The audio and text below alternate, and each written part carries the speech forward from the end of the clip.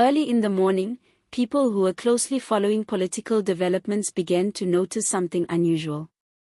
Messages started circulating rapidly on WhatsApp, carrying claims that immediately caught attention and raised eyebrows. The messages suggested that something significant was unfolding behind the scenes in South African politics. As the information spread from phone to phone, curiosity quickly turned into concern, especially among those already deeply invested in the ongoing political tensions surrounding Jacob Zuma. According to these circulating messages, unnamed sources were claiming that someone within the Zuma family may have spoken to the police. What made the claim particularly explosive was the insistence that this person was not a political opponent, not a disgruntled former associate, and not someone who worked directly for Zuma. Instead, the speculation pointed toward the private inner circle of his household. The allegation suggested that one of Jacob Zuma's spouses may have engaged with authorities, a claim that immediately shifted the tone of the political conversation. When this rumor reached political circles, the reaction was swift and intense. Senior figures were reportedly shocked and unsettled, scrambling to understand what this could mean and how they should respond. Emergency discussions were held, damage control strategies were debated, and several voices attempted to dismiss the claim outright as false. Within Zuma's circle, there was confusion and urgency as allies tried to determine whether the story posed a real threat or was simply another attempt to destabilize him politically. The focus of the rumor placed Zuma's spouses at the center of a national controversy, turning what was already a complex political situation into a deeply personal one. For Zuma, this was not just another allegation about policy or governance, it was something that struck at the heart of trust and loyalty within his own household. The idea that a family member might have spoken to authorities created a narrative of betrayal that was bound to provoke strong emotional reactions, regardless of whether the claim was true. As attention intensified, audiences were urged to pay close attention, to subscribe, and to stay informed, because what followed was presented as deeply significant. The discussion moved beyond the initial claim and into an examination of what such an allegation could mean for Jacob Zuma's image, his political future, and public perception.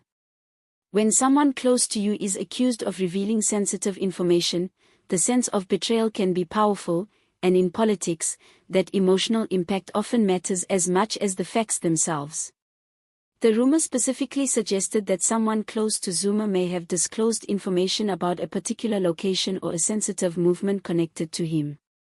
However, no details were provided about which spouse it might have been, and no official source confirmed the story. The anonymity of the sources made it impossible to verify their credibility, yet the claim alone was enough to ignite debate. If true, the implications would be serious, but even as an unproven allegation, it carried weight simply because of who Zuma is and how closely his personal life is intertwined with his political identity. This allegation altered the broader narrative almost instantly. Instead of focusing solely on external investigations or legal processes, the conversation shifted inward. People began talking about internal fractures, loyalty, and possible divisions within Zuma's closest circle. The story was no longer just about institutions or authorities, it was about trust within a family and how that trust could influence political outcomes. The speed at which the claim spread revealed something important about the public mood. Many people were already frustrated, suspicious, and primed to believe that secrets were leaking from within. For some time, there had been widespread discussion about insiders knowing too much, security failures, and information circulating where it should not. Against that backdrop, this allegation felt believable to many, not because of evidence, but because it fit an existing narrative. In politics, timing can be as influential as truth.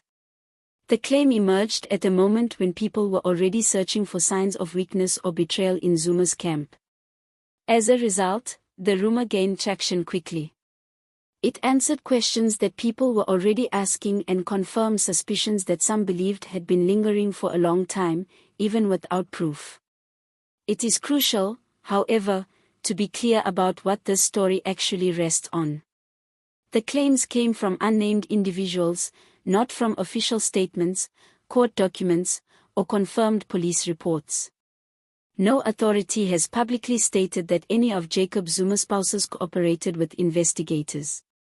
Without such confirmation, the story remains speculative, regardless of how convincing it may sound. Legal experts often caution that information from anonymous sources can sometimes be accurate, but it can also be misleading or deliberately fabricated.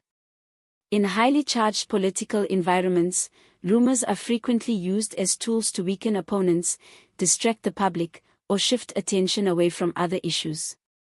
Until verifiable facts emerge, any conclusions about the actions of Zuma's spouses remain assumptions rather than established truths. Jacob Zuma's personal life has always been deeply connected to his public persona. His marriages, family structure, and household arrangements have long been topics of discussion in political debates, cultural commentary, and media coverage.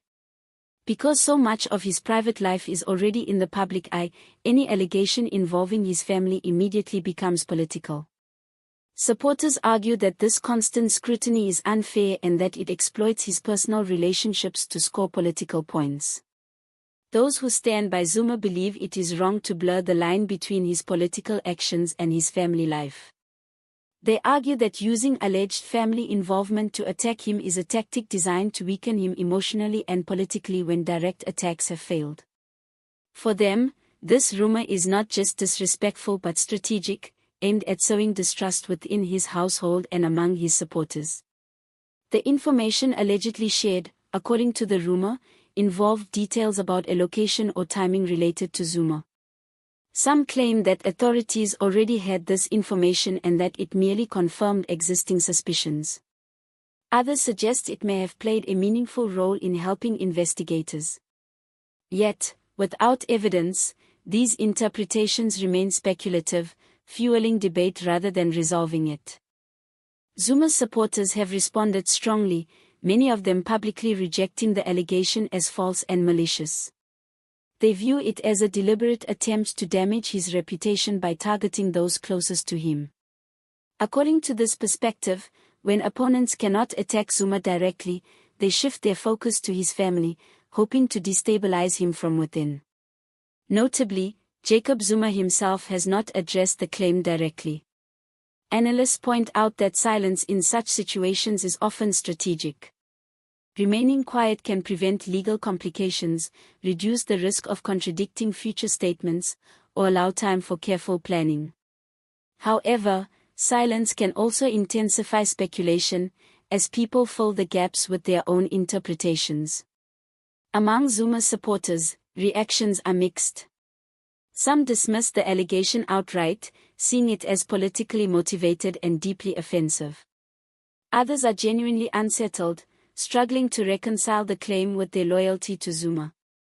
They want clarity, evidence, and reassurance, especially because loyalty has always been a defining feature of Zuma's support base. Whether true or false, the allegation has shifted focus away from institutional questions and toward personal betrayal.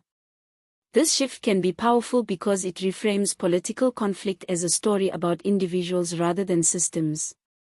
In doing so, it can obscure accountability and complicate relationships within political movements. Such shifts often benefit political opponents, as they create confusion and division. Trust is weakened, alliances are strained, and cooperation becomes more difficult.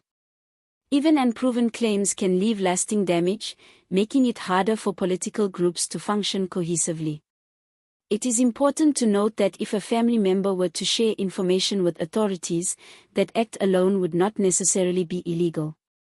The key questions would involve what information was shared, why it was shared, and under what circumstances. These are matters for factual investigation, not rumor-driven debate.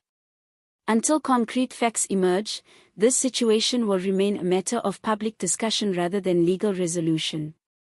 The alleged involvement of a family member and the role of authorities will continue to dominate conversations, even in the absence of proof. This episode highlights the complex relationship between power, privacy, and public perception. It demonstrates how quickly rumors can spread and shape national conversations, and how personal stories can be weaponized in high-stakes politics. In an environment filled with secrecy, people naturally seek explanations, even if those explanations are unverified. The uncertainty leaves many unsure of what to believe. Rumors, speculation, and political narratives blur the line between fact and fiction. What happens next depends entirely on verification. Official confirmation could validate the claim or completely dismantle it. If evidence emerges, the political consequences could be severe, reshaping alliances and raising serious questions about loyalty. If no proof is found, attention may turn to who benefited from spreading the rumor and why it appeared at that specific moment. Either outcome underscores the power of rumor in politics and the importance of timing. This story is less about established facts and more about perception, suspicion, and possibility. It raises uncomfortable questions about trust, loyalty, and what may be happening behind closed doors. For now, the Zuma story remains unresolved, filled with uncertainty and debate. Understanding what is truly happening requires patience, critical thinking, and attention to reliable sources. Until then, perception will continue to compete with reality, shaping opinions and influencing political dynamics in powerful ways.